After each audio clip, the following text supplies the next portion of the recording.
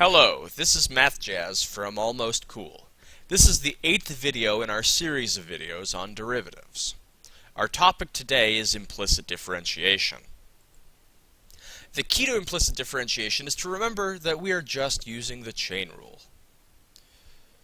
The one difference is that now we're going to take the derivatives of things that might not be functions. Everything we worked with before had been a function. And by what I mean by that is that if we think of everything we've done before as having been the right-hand side of an equation with a y by itself on the left-hand side, this transition may go smoother. Notice when we're taking the derivative of x squared plus x plus 1, we used to think of this as just, well, it's 2x plus 1 is the derivative.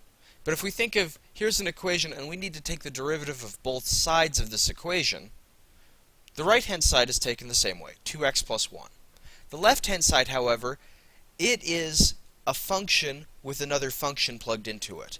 We have some function of x, in this case x, and then we're plugging in another function of x, this case y, into that. So we have f of y of x is equal to y. So we take the derivative of our outside function, the f function, and we plug in a y, and then we multiply by the derivative of our inside function, which is y prime. So when we take the derivative of both sides of this, we get, on the left-hand side, 1 times y prime, and on the right-hand side we get 2x plus 1 as normal. Here's another example. On the left-hand side, we have x squared as our function, and y as another function plugged into that. We have the composition is f of x equals x squared, and then y is some other function. On the right-hand side, we have x plus y, and again, y is some function of x. So every time that we take a derivative of a term that has a y in it, we're going to multiply by y prime because we're using the chain rule.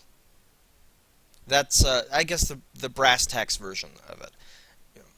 More broadly, we're thinking of compositions of functions. This is why we're using the chain rule, and the end result is that every time that you take the derivative of some term that has a y in it, you will multiply by y prime. So as we take the derivative of this, we have to take the derivative of both sides of this equation. We're going to end up with 2y as the derivative of the left-hand side of this equation, but then we have to multiply by y prime to represent the derivative of our internal function, of the function that we are precomposing with. On the right-hand side, the derivative of x is 1, as normal, and then the derivative of y is just the derivative of y, for the same reason that the derivative of y was y prime in the previous example. Now we have to do another step here. We were asked to find y prime. That means to solve for y prime. So we will move all of our y prime terms to one side of the equation, and all of our non-y prime terms to the other side of the equation. And then we'll factor the y prime out of the left-hand side of this equation, and we will divide so as to leave y prime all by itself on the left-hand side of the equation. This is the complete solution of this problem. Y prime equals 1 over 2y minus 1.